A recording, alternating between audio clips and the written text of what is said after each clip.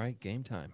I'm gonna get right to it. Uncovering music by new and up-and-coming great artists. The Grammy goes to The next big thing. This is Untouched Melodies.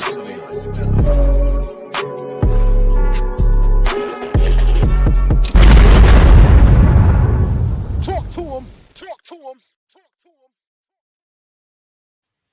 Hello, hello, hello. It is another Untouched Melodies. It is a special edition because we're going all international today. Roisin, aka Voxmouse, is joining me from are you in Cork right now? You're in Cork. I'm right? in Cork, yeah. All right, okay.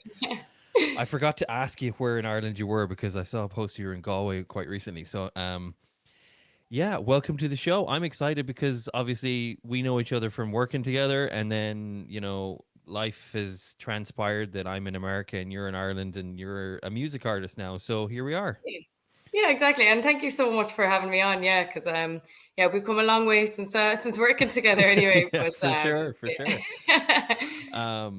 sure. So this is a special episode, obviously, because we've been trying to make this happen for a little bit. Time zones and everything mean things are more difficult, but I'm up late and you're up early, and we've made this happen. One of the things that I always like to do is go through tracks and everything. But first of all, the big question is, what brought you into the music world? Was it like family? Were you always into music? What kind of led you down that path? Was it always something that you love to do? Oh, absolutely. Like, as in, so both my parents like absolutely love music. My mom is a singer and a piano player, has always been in the choir, so I was always in the choir. My dad loves music, but he doesn't play. He sings a little bit. But he invested in a grand piano when before we were all born, and just like it's his prized possession, keeps it tuned to a T, but doesn't play, but just wanted all of us to play.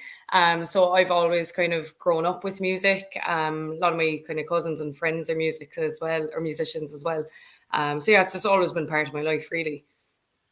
It's crazy because a lot of people, like growing up in Ireland myself, like music was a big piece of the culture, because you go into a bar or a pub, I should say, and the atmosphere was always just electric, because you'd have someone with the accordion or a bodhrán or whatever it was, and singing was just a thing. Like, nobody ever felt like it was the wrong thing to do.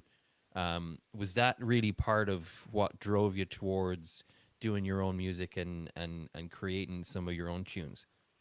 Yeah, so I suppose when I was growing up, I always loved singing, but I was also very shy when I was growing up. So well into late teens, early 20s, I was still very, very shy. Thankfully that's gone. But I was always kind of I was classical piano was my main instrument, and then I loved singing on the side. When I was 17, I went into a band, and it was a cover kind of wedding band style. But it wasn't until I actually went to college and I was studying music and I moved out of home, and that's when that kind of culture came into it, where, some of my friends, they'd have a guitar, they'd bang it out on a night out or after a night out. And that's kind of when I got comfortable, kind of just singing. I started learning guitar and just even started writing. So one of my friends, she was writing, and I was just I've never tried writing a song. So it was only when I was about 19 or 20 I first started writing songs. Right. So it all kind of came from there. So college is great. College is always a good place to start with music stuff. And it's never too late, because my brother just finished studying music as well, and I think there's so much to learn. There's a lot of natural talent. Natural talent is prevalent in a few places. You see great artists and you're like, man, you never went to college, that's amazing. But you can learn quite a bit about production and mastering the track and editing and all that kind of stuff. So obviously college is a big piece of that. Getting into a question I actually asked before we went live, but I'm going to give it for everyone that wants to know. Voxmouse, I want to call you Roisin, but Don't you dare. You went and changed the whole game. Tell me where Voxmouse comes from. So Voxmouse, so I didn't want to have my own first name because I always kind of intended that I'd love a band behind me. So I wanted to be kind of at least kind of inclusive, that it wasn't just my name. But Voxmouse, the name came, so Vox means voice, so I'm a singer. And then Mouse was because when I was very little, I was very, very shy. So my family's nickname for me was Mouse because I was quiet as a mouse. So rebranded. Yeah, and it's really, it fits. It's got the logo's really cool. It's different, and so I think that's what makes it so unique is that, you know, but the fact that it comes from, you know, Latin and then your past as well, it's just very unique. It's a very cool stage name for you to take on your journey. Thanks so much. So as far as musical influences go, you know, we all love to listen to music, but Ireland was kind of like, for me growing up anyway, Ireland was always kind of almost sheltered in a way from a lot of the major American influences. We get some of the stuff, but like what was when was the moment you kind of heard an artist and you were just like, man, that is exactly what I want to do. This is the person that I want to be like. This is how the avenue I want to go down, the kind of music I want to create. Like who are your big influences? So, well, when I was little, so I won't say that we were completely, well, I wasn't completely sheltered by the American influence anyway. When I grew up, Britney Spears was my absolute idol. Oh, yeah, for sure, yeah. But no, I do remember so my brother would influence a lot of my music, like as in just like he's got great music taste. He's always sending me songs. But the first one where he sent it to me, I think, I don't know how old I was. I'd say it was probably about 15 or 16. He sent me, or did he even send it to me? I think he might have been playing it in the house. It was Zombie by the Cranberries. And I was like, what is this song? Like, this is absolutely amazing. This hits my soul. Like the way she was singing, you know, I ended up like looking into like the song. It's just amazing. And yeah, just kind of that was the song. I was like, oh, this is so much better than what I was listening to. So I kind of went down that rabbit hole. So like Cranberries definitely for me would be a massive influence. That's and it's funny you say that because we're going to listen to a few tracks here, but one of the things that I comment the most when I'm listening to your tracks is that your vocal dexterity when you're singing, you kind of go everywhere. Like you have this ability to do the low tones and the high tones, and kind of you've the ability to go in different genres very easily. So the first track that we're going to listen to was one of your first that you put on Spotify, which let me see if this opens properly. 1 second. It thinks I'm driving right now, so it doesn't want. Oh God! Sorry to be like, no, don't do it. Yeah, don't do it. So the first one is 2021, and this one is "You Were Human." So tell me a little bit about this track and kind of what you were thinking when you were writing it, because I think this is one of the few tracks that you shared with me early on. And so it really developed into something pretty amazing. But like, what was your thought process? What are you writing about? Where's your material coming from when you're sitting down to pen a track? So that song, it was actually written about the Brock Turner rape case. I don't know, do you remember hearing about it? It was back in 2015, and a woman called Chanel Miller, she was raped while unconscious. And this hit the like headlines in Ireland. It was her victim impact statement. And I remember like following that. So like that was nearly 10 years ago. So I would have been like in college myself. And, you know, like for me, that case was just so clear cut. Like, you know, he had raped her while unconscious. He was found by 2 other students who chased him. Like he ran away. He was caught. He was reprimanded. I was like, oh, surely this man is going to prison for hopefully a long time. And he got like 6 months with 3 months kind of off. So he only spent 3 months in prison. And, but like the whole case surrounding it was actually just heartbreaking because her whole character was completely picked apart. And, you know, she was questioned about her, like, you know, any other like sexual relations she's had, what she was wearing. And like, it's just such a common theme for women whenever they do come forward, that their whole character is picked apart. Whereas for him, he was in Stanford and he was on the swimming team. So he was hoping to become like an Olympic swimmer. And he'd gotten like glowing character references. His dad made a statement being like, it's so unfair that his future should be ruined by 15 minutes of fun. And like, it was just absolutely vile how like the contrast and how they were treated. And I just like, I was reading all of this and I just became so invested. And I was like, that could happen to me. That could happen to any of my friends, could happen to my sister. Right. And I just couldn't get it out of my head. So I ended up writing the song "You Were Human." Wow.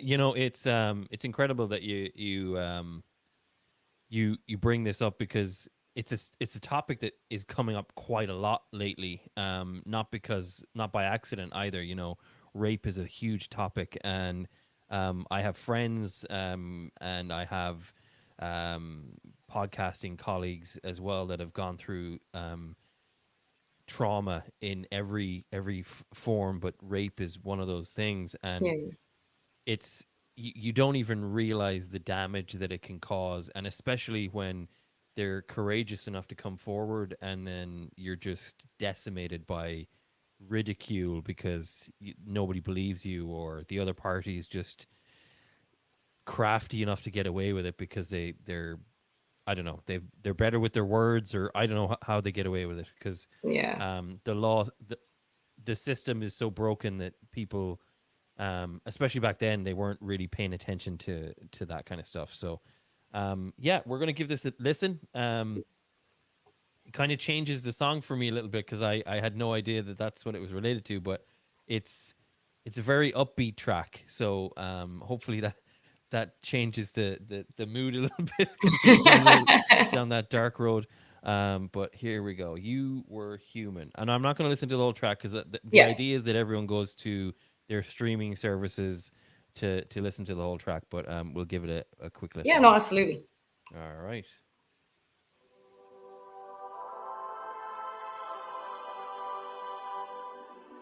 Struggling to accept this, that girls should just expect it.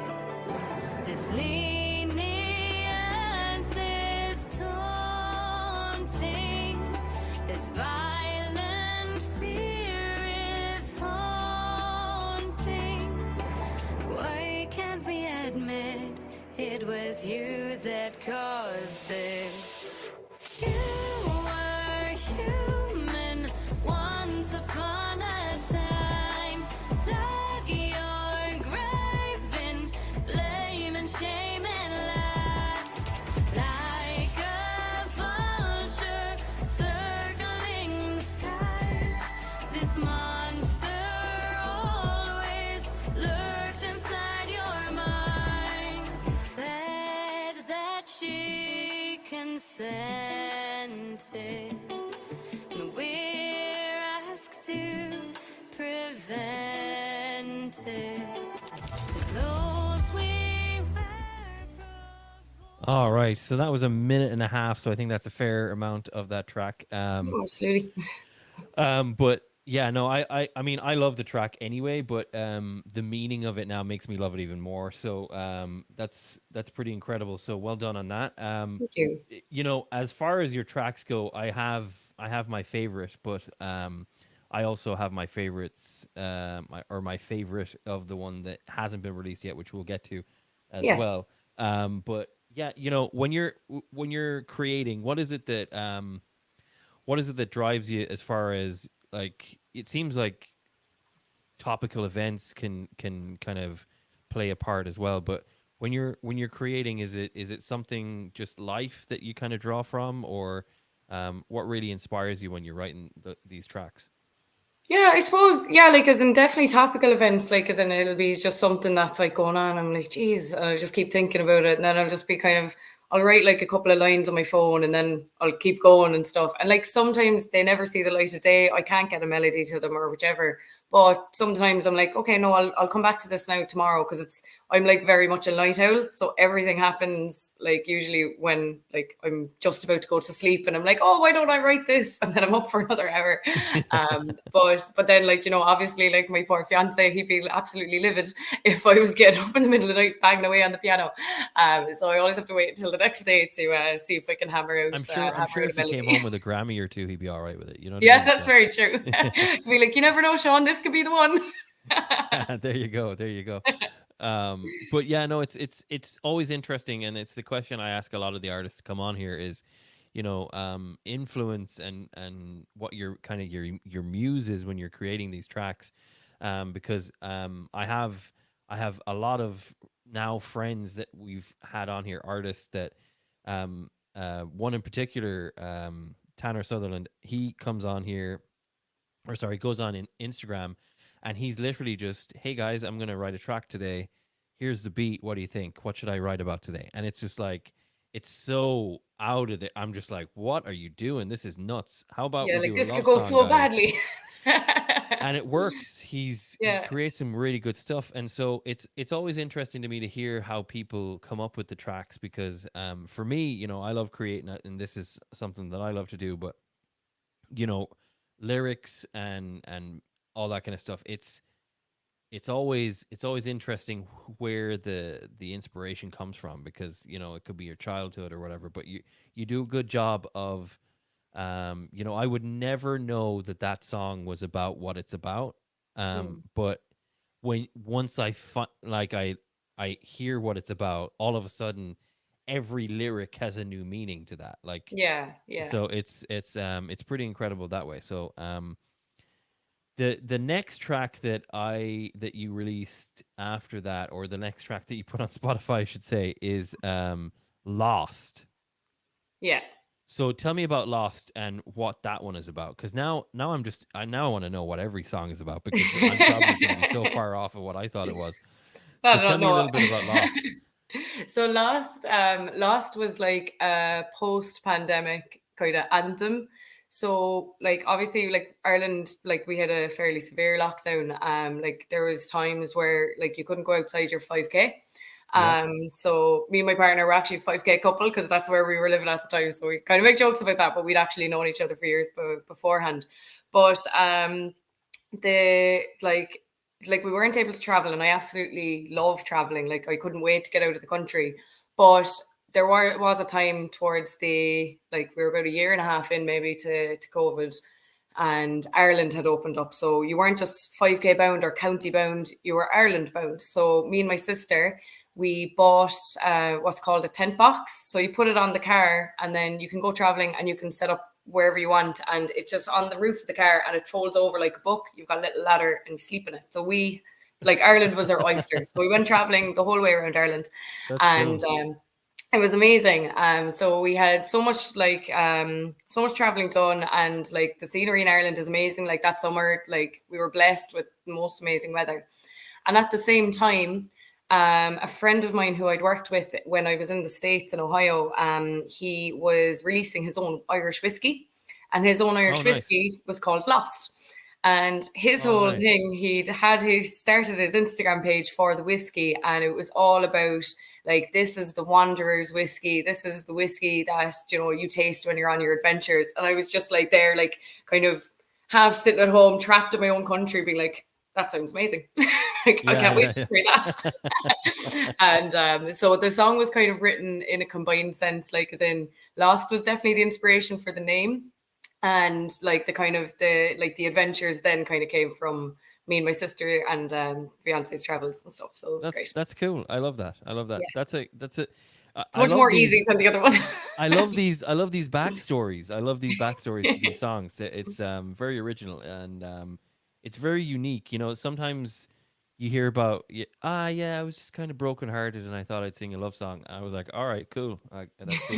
But that's very it's very detailed. I like that. That's cool. So Lost, we're gonna have a listen to Lost here, and it looks like we'll try another minute I don't want to. I get sucked into the songs. That's what the problem I have is I like your music so I'm much. okay with it. No, I yeah, forget to stop. You know what I mean? And then all yeah. of a sudden it's a whole track. But we'll give this song a listen. Lost.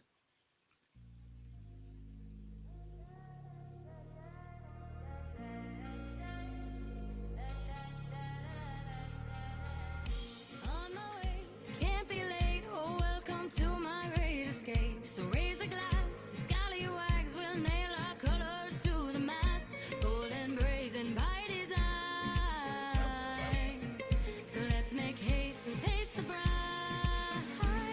I'm lost, don't try to find, don't try to find, don't try to find me. I'm lost, don't try to find, don't try to find me. I'm lost, don't try to find, don't try to find, don't try to find me. I'm lost, don't try to find, don't try to find. Oh me, oh my, I am lost.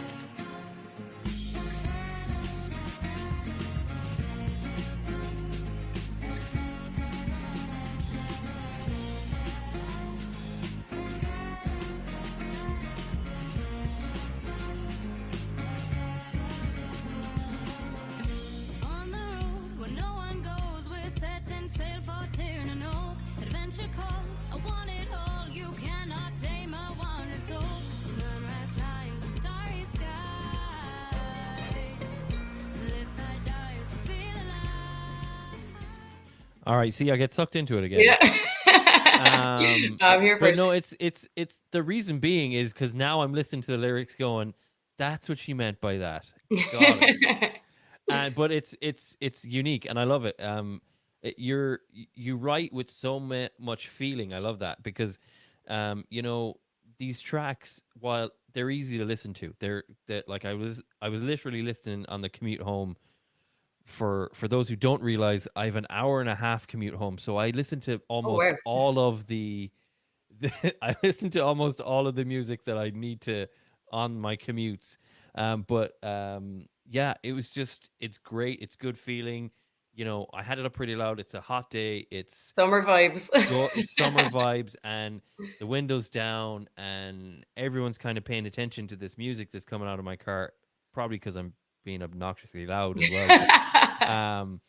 But you know, it feels good. It's a feel good type of music. You know, even though it could be like the first track was written about a pretty serious topic, nobody would be going, "Ah, man, that's sad. I don't want to listen to that song." It's actually, you know, it's got a vibe. It's got a beat to it, and you can vibe with it a little bit, and then you understand the track, and also it's bringing attention. Once people kind of delve into the lyrics, they're going, "Shit, yeah, that's important stuff. Like that's really serious." And then you come back to Lost, and you hear what your story is, and I'm like, "Oh, right, up on the roof. Jesus, that makes sense now." And you're just like, it's really good.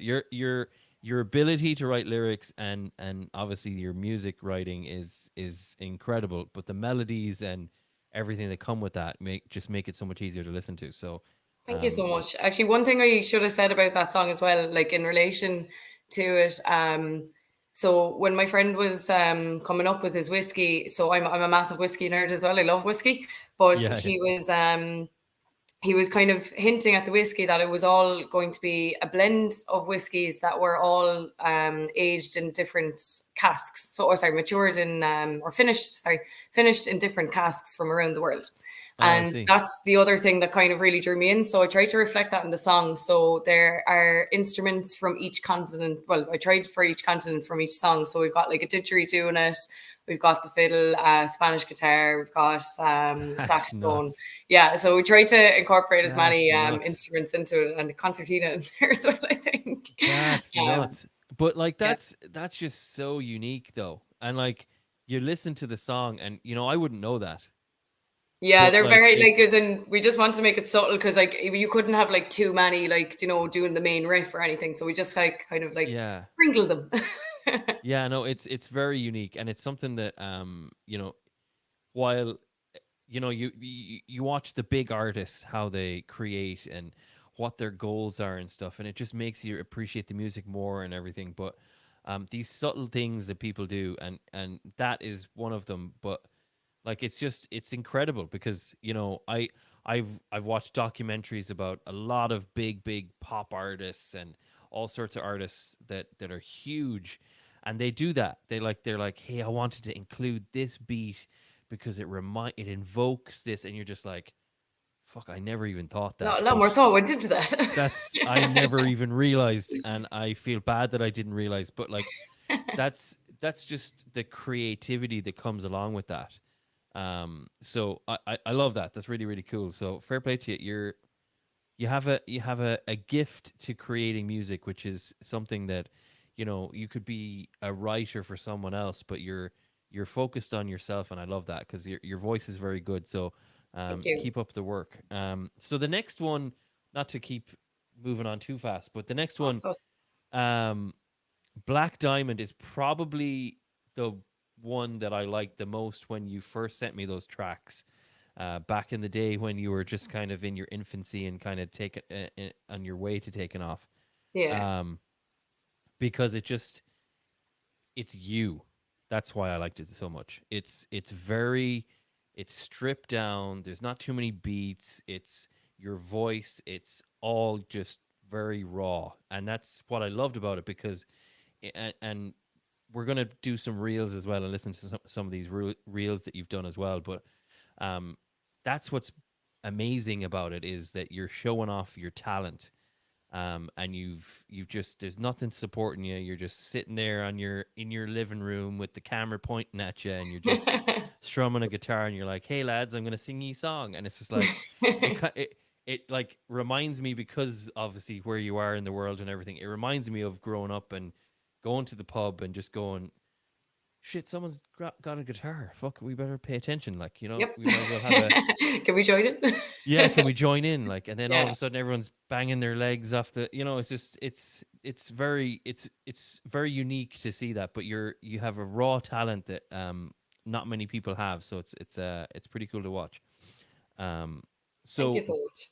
Black Diamond, tell me about that and why it's called Black Diamond and where it came from. So Black Diamond, so my dad's brother, my uncle, he died of cancer when I was 10 years old. And like, it was the first kind of death that I like actually fully understood like what death was. Do you know, like, as in like no one, like, do you know, no one close to me had died like that. And I was just like, do you know, I realized it's like, that's my dad's brother, like, do you know, and kind of like relating to myself, like, what if my brother died? And like, do you know, like kind of coming to that realization, being like, but no, my brother will die. And then like also like for my first cousins, do you know, it was that their dad had died, and like my aunt, like her partner had died. And it just kind of like, it had always kind of like hit me, being like, geez, that was the kind of the moment that like I really kind of understood death and the like effect like your grief will have on you, and you'll carry it with you forever, in some capacity. And Black Diamond was kind of written with that realization that like it's kind of written like kind of towards my uncle, but it's also kind of about my first cousin Emer and my dad, kind of like how they kind of reacted. Like, because I remember like we were giving my aunt a ring after, and John's voice was still on the answering machine, and I was still very young, so I was just like, oh, like, you know, they still have Uncle John's voice on the answering machine. And then my mom was like, yeah, Emer had asked Imelda not to take it off. She wanted to keep hearing her dad's voice. And then for like the second verse then is kind of more about my dad, and kind of like, geez, like I'm going to lose him someday. And with dad, so it actually came from the other side of the family, the actual title of the song. So a black diamond, like way like years and years ago in Ireland, if you were in mourning, you'd have a little black diamond piece of cloth and you'd pin it to your coat or your like lapel. And that would kind of like let people know like that, you know, because like we didn't have Instagram or Facebook or phones like way back then. So that was your way of being like, oh geez, they've lost someone, I better pass on my, you know, condolences. My other Uncle John on the other side, you're not Irish unless you have at least four Uncle Johns. I have several. So my mom's brother, Uncle John, had shown me this photo when I was probably about 18 or something, and of like my like great uncle or something. with the black diamond on his coat. And I love the idea of the black diamond. So the song kind of took its name from then. And then the chorus of the song then, so like it's called, like, it goes, "Be Still My Soul." That was actually the hymn that my cousin Emer had sang at Uncle John's funeral as well. So that was also like a song that kind of like, it's a beautiful melody. If you ever like just give the hymn a Google, it's a lovely melody, and it's just really kind of catches you. Wow. I mean, talk about making it personal. Like that's incredible stuff. And not to mention, I feel awful now. I'm like, fuck, I didn't know that. I didn't know anything about Black Diamond. I grew up in Ireland. What the fuck was I doing? What rock was I hiding under? I know. I'd say very few people know about that. It's a lost kind of tradition.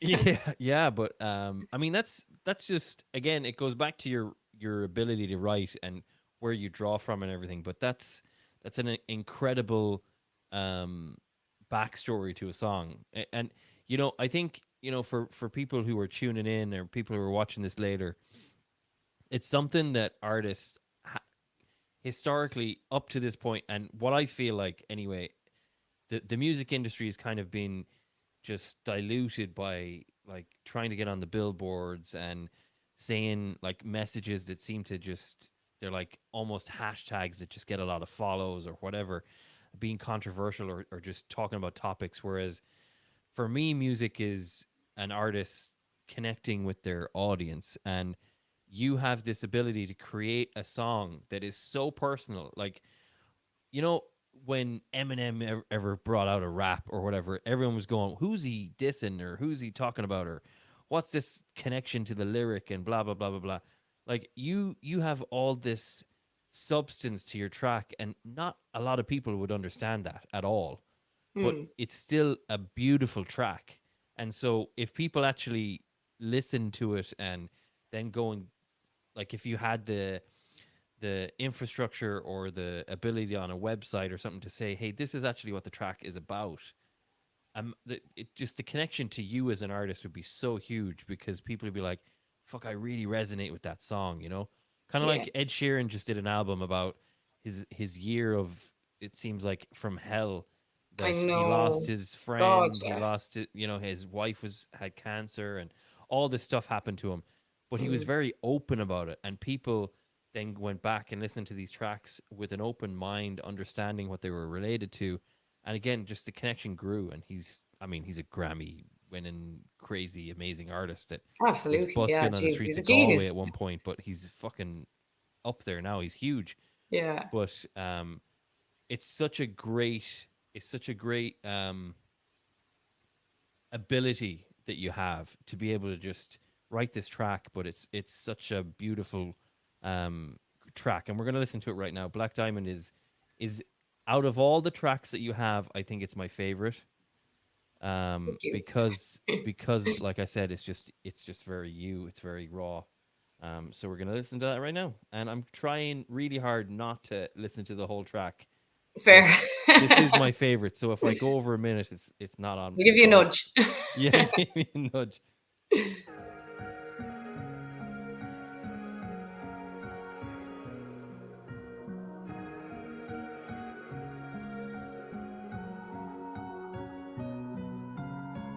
She still hears your voice when the phone rings out.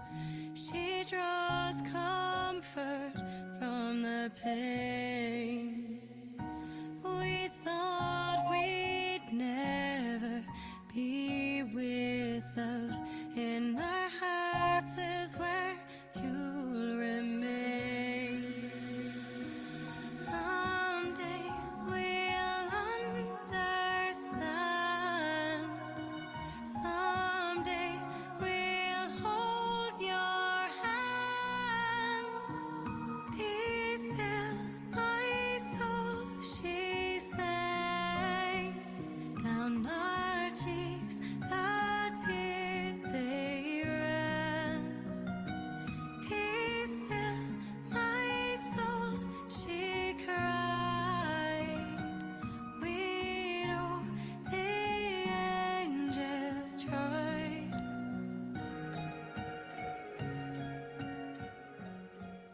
So I did well there because You I did. waited for the music. I was like, I'm gonna listen to this whole line now, and then I think there's a melody. So yeah, Yeah. honestly, the melody is just, it's soul piercing. It's like you're sitting there and you're like, God, this is a track. Like it grabs you right away. And one of the things that I noticed watching your reels and all that stuff on your social media is you're you can play a bunch of instruments. I'm like, holy shit, this isn't just a great voice. This is like you've gone out of your way to learn guitar and piano and all this stuff. Like, where do you find the time to do all that? Like, how long has that taken you to do? Because when we were first chatting and stuff, I know you were working on a lot of that stuff, but how long has it taken you to just get to these instrumental masterpieces that you seem to be creating right now?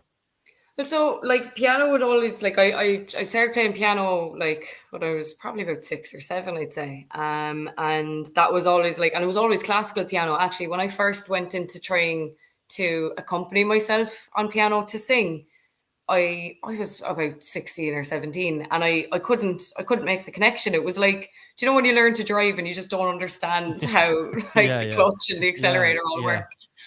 So it was like, it was really disjointed for a long time. And then finally kind of like gradually just got way more comfortable with it. Weirdly enough, like learning guitar, no, I'm not a great guitar player. Like I strum, like, Yeah. but It's but better no, than I like, do, so that's fair. You know? but you know, I just wanted it for, you know, the session. You know, I just wanted to be able to kind of like, it's kind of just nice when you have a guitar with you and you're just able to nearly like for me anyway, like, because then I was still kind of getting over my shyness, that it was like almost like a little barrier, or like I was hiding behind the guitar and I was like playing away and I could be like looking at the guitar, so I didn't have to look at the people around me kind of way. Yeah. So that's kind of like, so like kind of how I worked it with the instruments and stuff. But it's weird because like I love playing both. I definitely wish I was better at guitar. If I just had some kind of fancy finger shit going on, it'd be great. Yeah. Rodrigo, Gabriela kind of stuff. You know? Exactly. Yeah. Jeez. Yeah. Oh my God. I wish.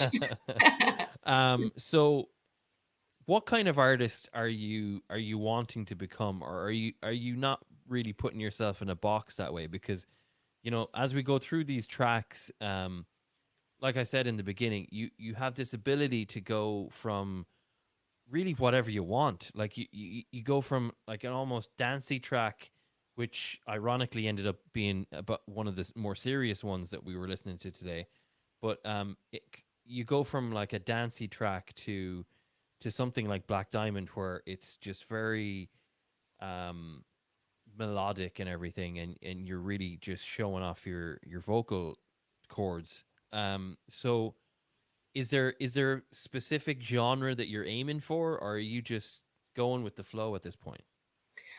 So I think when like, because I had this conversation, like, you know, like with the producer I was working with for the two producers I was working with for those songs, and like I was kind of like for You Were Human, I really wanted the sound to be kind of like Tate McRae was kind of, it was like You Broke Me First was after coming out, and I was like, do you know what, I really like that song, and I think it's kind of got that darkness to it, so I was trying to bring that element to it.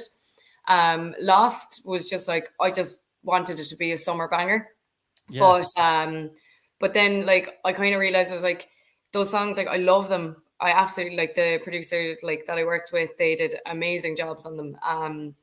But when I was singing them live, I was like, geez, these are hard to replicate, and they're acoustic versions, which I also love, but I can't replicate them exactly. And I wanted to kind of be able to, you know, have something that sounded similar enough to what was on Spotify and what was being a live show. So I decided, I was like, do you know what, I'm going to focus more on having more of a dream kind of folky kind of sound. And I think I prefer it. Like I think I kind of found my niche now. Like, and saying that, I wouldn't like completely like tie myself down to not doing anything else other than kind of that folky sound. I love experimenting with stuff as well. And like, you know, there's some songs you just hear and you're like, nah, that needs something a little bit extra than what I can give it.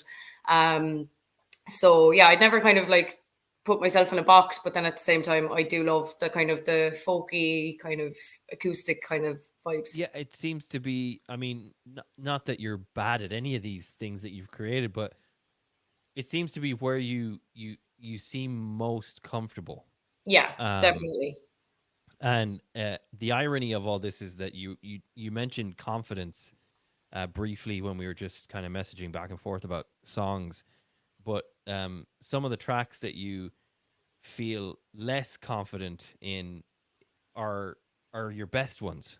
Like it's incredible because a track that you kind of sent me a demo, and we're going to listen to that track soon, but you were like, oh, that's the one that I loved, but I wasn't sure about. I wasn't really confident about it. But for me, I was like, this is the one that I would go above anything else that you have in your repertoire, just because Yeah. it's what I love is the growth. What I love is witnessing the growth. Like when I go through tracks and I listen and I chat with artists, I love hearing the production and the quality and everything just like almost just get better and better because they're learning their craft. Mm. And you are learning your craft, but your confidence isn't following your craft, if that Yeah. makes sense. It's like you've created these great songs and you're like, still I it's kind of because you're being vulnerable. I think that's the quality Yeah. that kind of makes them so good is you've wore your heart on your sleeve, especially for Black Diamond, and you know what it means. And so it's almost like if people don't like it, you're like, well, fuck, that's really personal to me. You know what I mean? Literally, yeah, it'd be heartbreaking. Yeah, I'd never yeah. write another song. No, you're right. But yeah, no, Black Diamond is probably one of my favorites. And then you went out and you decided to just fucking throw the cat amongst the pigeons all together, and you did Tale of the Cobbler. So tell me a little bit about that one, because that actually, that as soon as I heard it, I came home and I played it for my wife, my mother-in-law, because I was like, this. I used to work with this girl, and she look at it's pure Irish. I love this. This is like it made me smile because I'm in America and I don't hear that stuff a lot over here. Not that I couldn't, because I have Spotify for Christ's sake, but it's just it's just really it's really cool because like when you're away from the homeland, so to speak, you don't get that like kind of giddy feeling because oh man, that's heritage right there. That's really really cool. So Yeah. where did that come from? Is that like a you just said screw it, I'm going to do some Irish ballad, or what happened with Well, this one? it's not how it started, but it's definitely how it ended up. But like, but it is funny that you like because you said at the start being like, oh, just being in an Irish pub in Galway with the bower on and everything. Like, as in, Yeah. like I was, I wrote that song and I put it on Facebook, and it ended up like in my community, like where I'm living in Cork, because it was written about a local business. It ended up going like fairly big, like as in, and two lads that I'd kind of we'd been at a gig with, and we were like, oh, we should do a song together at some point. They're Dark and Lively is their name. And they were like, here, can we do this song with you? And can we record it with you? Because they produce as well. So they kind of like brought it on Wow. and like did the bower on and did the guitar as well. Nice. Yeah. Because it was originally written on piano. But I absolutely like when I heard what like they'd done the guitar and the bower on, I was like, oh my god, no, that's it. It's Because beautiful. It's amazing. Like I thank love it you, so thank much. you. Like it's so you. It's but I mean that in the sense that it's your singing, it's your heritage, like you bring it home, like you've dropped all the melodic stuff, you've left the beats alone, and you've just gone, you know what, let's make it Irish as possible, and you've Literally, just yeah. and it's such a story as well, like it's like Yeah, the it's just a tale literally of the cobbler, which is such a great thing to do because I love listening to music. Music is my life. Like it's kind of everything that happens has a tune attached to it, like whether it be your wedding day or a funeral or whatever. Like music is attached to almost all of our memories in our lives. But this is a story. So you end up sitting there and you're going, shit, this is fucking cool. Like you're liking the track, but you're also listening to the story of what's happening with this character. So yeah. it's really really cool. I really like it. So we're gonna give it a listen. and for the American contingent that follow me, this is what Irish music sounds like. It's which is funny because a lot of people don't even like, they all just think it's different bands and, you know, Flogging Molly and all this kind of stuff, and you're just like, no, that's they're playing Irish music, but that's not Irish music. Yeah. So here we go.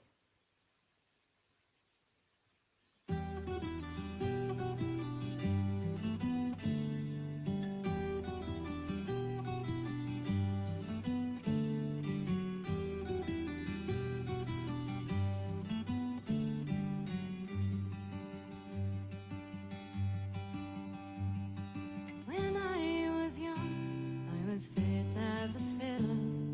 My hands working faster than a school teacher's riddle.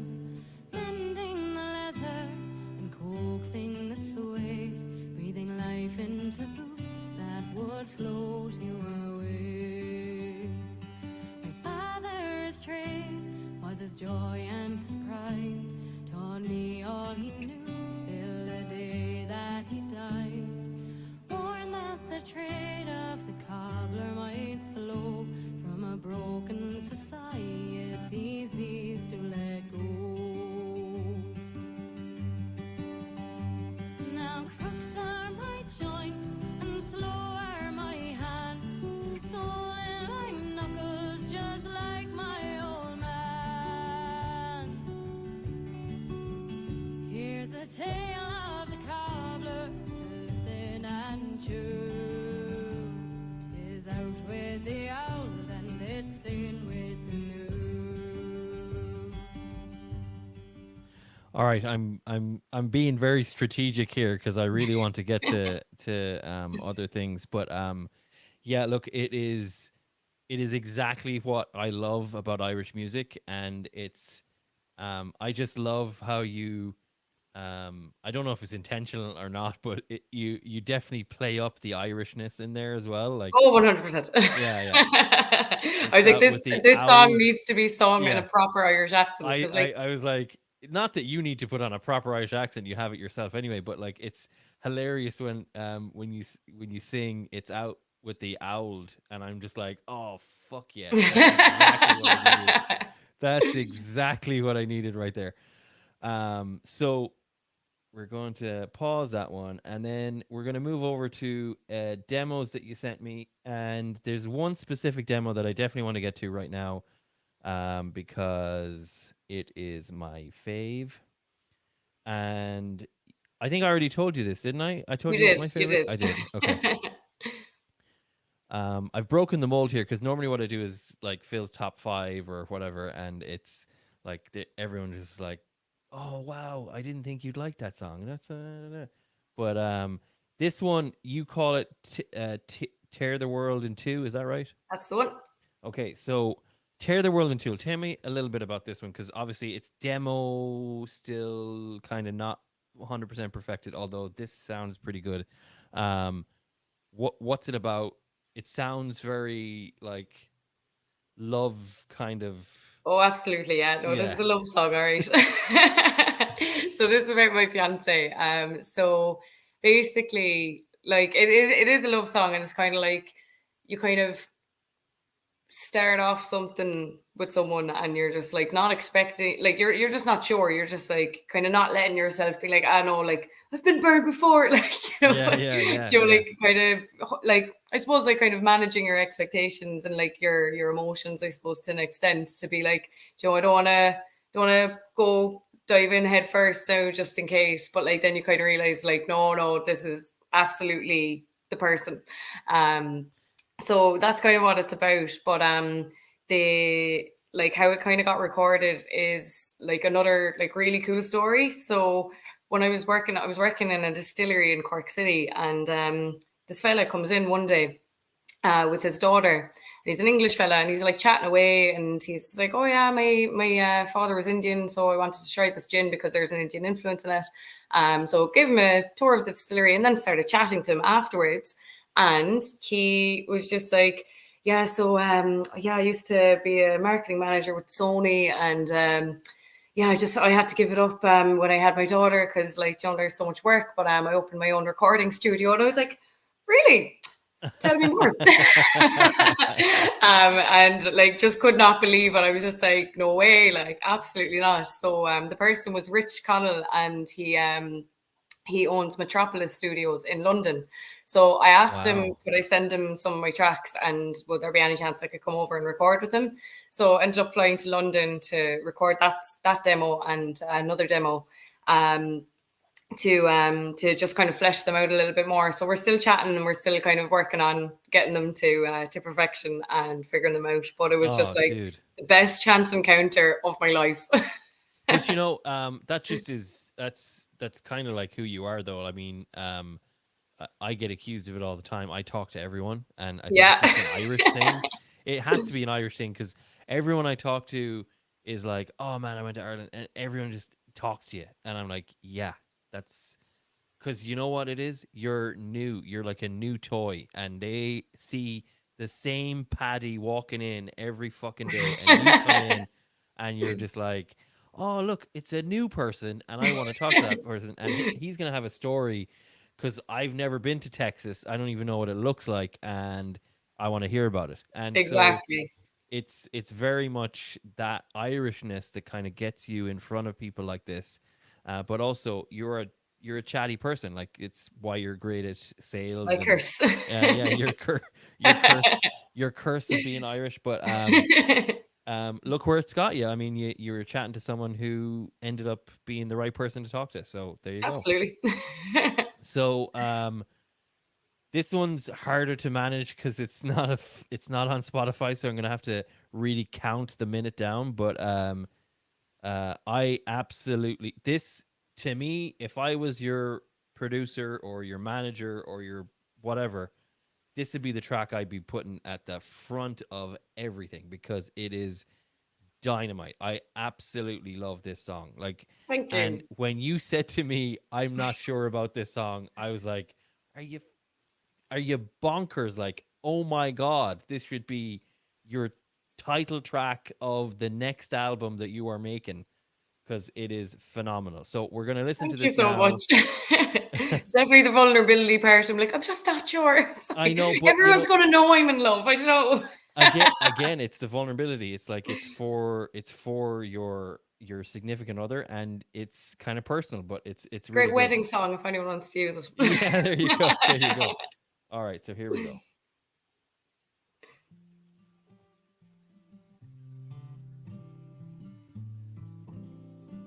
That- Is that even playing? Hold on one second. It is, yeah, no, yeah. Oh, that's the right one. Oh shit. That just ruined it. How dare you? The audacity. Enemy eyes in the light, no surprise, my own demise. Words pulsing through my skull, this feels impossible that I could have it all. Your love, it burns so bright, a beacon in the night. I've never felt this high. Nothing ever changes. I'd go anywhere with you.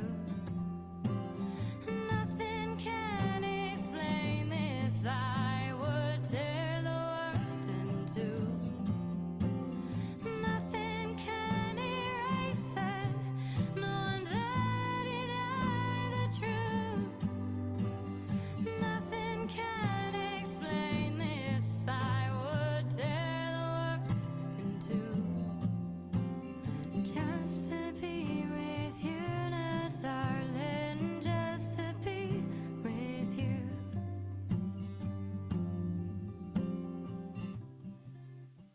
And so I cannot tell you how good this song is without continuing down this rabbit hole of Jesus. Like it is just so good. Like and it's because again, it's because it's so raw. Like it's so your voice is very unique. It's got a lot of qualities that I identify with as like someone that listens to music. I speak to a lot of artists. I listen to a lot of music.